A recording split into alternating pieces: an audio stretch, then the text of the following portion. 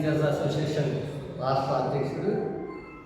ఈరోజు అనంతపురం ఉమ్మడి జిల్లా కౌన్సిల్ సమావేశం చేసుకోబడి జరిగింది.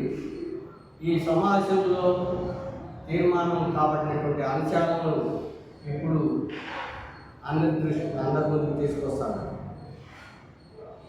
ఏదైతే 1వ తేదీ జీతాలు కావాలనేటువంటిది, దానిపైన చట్టబద్ధం చేయాలనేటువంటిది మొట్టమొదట డిమాండ్ చేస్తున్నాం.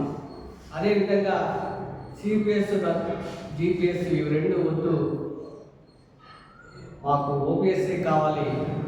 దాన్ని ఖచ్చితంగా ఓపీఎస్ను వెంటనే ఇవ్వాలని చెప్పి నూతన ప్రభుత్వాన్ని కోరుతున్నాం. ఉపాధ్యాయ ఉద్యోగులు సమస్యలపైన ఎవరి దగ్గర పరిష్కారం కోసం పోవాలని చెప్పేసి అలమటిస్తున్నారు. దానికోసం ఒక నూతనమైన చట్టబద్ధమైనటువంటి వ్యవస్థను ఏర్పాటు చేయాలని కోరుతున్నాం. పెండింగ్ బకాయిలు చెల్లించాలి. అదేవిధంగా పిఆర్సీని వెంటనే నేరుగా పిఆర్సీని ప్రకటించాలి. ఇటువంటి కమిషన్తో చెప్పి కోరుతున్నాం. ఉమ్మడి సర్వీస్ రూల్స్ను తీసుకురండి, లేదా ఉమ్మడి సర్వీస్ రూల్స్ వచ్చే వరకు ఏదైతే ధర్మాసనం చెప్పిందో ఆ ప్రకారం ప్రత్యామ్నాయ మార్గాల ద్వారా పదోన్నతులు ఉపాధ్యాయులు కల్పించండి, లేదా యాజమాన్యం వారి పదోన్నతులు చేపట్టాలని చెప్పి డిమాండ్ చేస్తాం. అదే రకంగా 117 జీవోను రద్దు చేసి తరగతి మరియు శిక్షణల ప్రామాణికంగా ఉపాధ్యాయ పోస్టులను మంజూరు చేయాలని చెప్పి ఒక సెక్షన్కు 7 పాఠశాల సహాయకులు చెప్పిన కేటాయించాలని చెప్పి కోరుతున్నాం. ఉపాధ్యాయులకు ఎటువంటి బోధనేతర పనులు ఉపయోగించుకుంటూ అది విన్నవిస్తున్నా.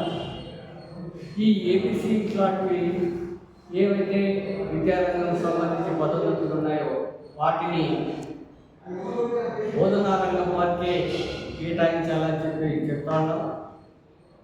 అదే రకంగా ఈ యాప్లు ఇట్లాంటి విషయాల్లో వాటన్నిటికి సంబంధించి ప్రత్యామ్నాయం చూపించి బోధనేతర పనులు ఉపాధ్యాయుల నుంచి తొలగించాలా, నాడు నేడు పనులు కూడా ఇతరులకు అప్పగించాలని చెప్పేసి కోరుతున్నాం. 1 నుంచి 8 వరకు ఏదైతే నూతన విద్యా విధానం, జాతీయ నూతన విద్యా విధానం కానీ రైట్ విద్యా హక్కు చట్టం కానీ ఏదైతే చెప్తాందో ఆ ప్రకారం 1 నుంచి 8వ తరగతి వరకు తెలుగు మాధ్యమాన్ని అంటే మాతృభాషను కంపల్సరిగా అమలు చేయాలి. అదేవిధంగా 9, 10 తరగతులకు కూడా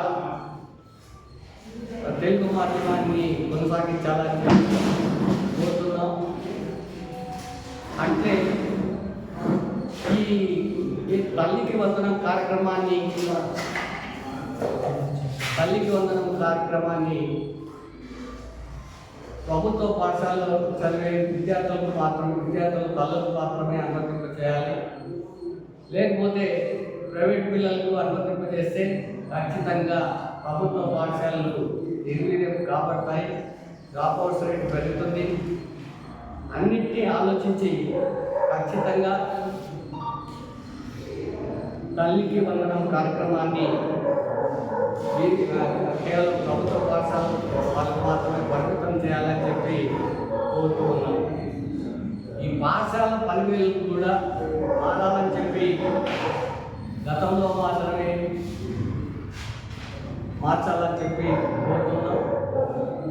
ఈ సమస్యలన్నింటినీ కూడా నూతన ప్రభుత్వం ఉపాధ్యాయ ఉద్యోగ వర్గాల సంక్షేమ ప్రభుత్వంగా మేము ఆశిస్తూ ఉన్నాం. ఆ క్రమంలో విద్యాభివృద్ధికి, విద్యారంగం అభివృద్ధికి తోడ్పడుతుందని ప్రధానంగా విశ్వసిస్తున్నాం.